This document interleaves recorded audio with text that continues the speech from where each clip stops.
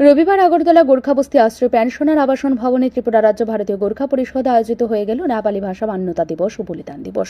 1992 সালে 20 আগস্ট ভারতের সংবিধানে নেপালি ভাষা সংযোজন করা হয়েছিল। গোর্খাদের দীর্ঘ আন্দোলন, ত্যাগ ও সংগ্রামের ফলেই এই স্বীকৃতি অর্জন সম্ভব হয়েছিল। সেই ঐতিহাসিক দিনটিকে স্মরণ করে প্রতি বছর পালিত হয় মান্যতা দিবস ও বলিদান দিবস। নেপালি ভাষার সাংবিধানিক স্বীকৃতির জন্য গোর্খারা দীর্ঘদিন সংগ্রাম চালিয়ে গেছেন। বহু কর্মসূচি, প্রতিবাদ এবং আত্মত্যাগের পর অবশেষে 1992 সালে ভারতের সংবিধানে 8ম তফসিলে নেপালি ভাষা অন্তর্ভুক্ত হয়। এদিন শুধু ভাষার স্বীকৃতি নয়, গোর্খা সমাজের সাংস্কৃতিক অস্তিত্ব মর্যাদা স্বীকৃতি নিশ্চিত হয়েছিল। সেই ঐতিহাসিক অর্জনের কথা স্মরণ করেই পালিত হয় দিবসটি। রবিবারে অনুষ্ঠানে উপস্থিত ছিলেন গোর্খা সমাজের বিভিন্ন স্তরের মানুষ। আয়োজক কমিটির পক্ষ থেকে জানানো হয়, এই দিন শুধু ভাষার মান্যতা নয়, গোর্খাদের ত্যাগ ও আত্মসম্মানের লড়াইয়ের প্রতীক। অনুষ্ঠানে মেধাবী গোর্খা শিক্ষার্থীদের প্রশংসাপত্র, ভাস্কর পুরস্কার প্রদান করা হয়। এর মাধ্যমে গোর্খা তরুণ প্রজন্মকে শিক্ষা ও সমাজসেবায় এগিয়ে যেতে উৎসাহিত করা হয়। বক্তাদের বক্তব্যে উঠে আসে, ভাষার মর্যাদা রক্ষায় আজকের প্রজন্মকেও এগিয়ে আসতে হবে। আগস্ট 2025 সাল আজকে আমরা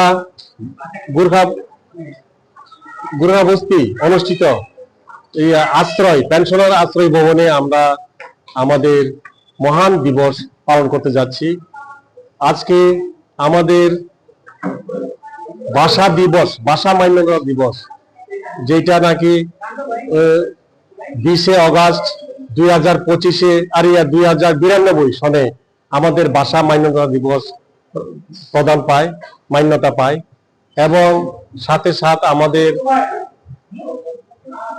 ভারতীয় গোর্খা সৈনিক,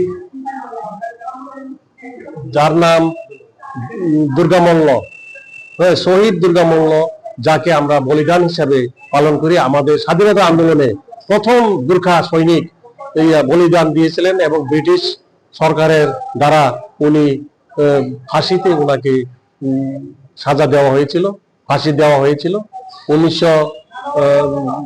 25 আগস্ট 1944 সনে ভারত ব্রিটিশ সরকার দ্বারা ওনাকে স্বাধীনতা আন্দোলনের শহীদ হিসাবে আমরা বলিদান হিসাবে প্রতিপালন করে আসছি।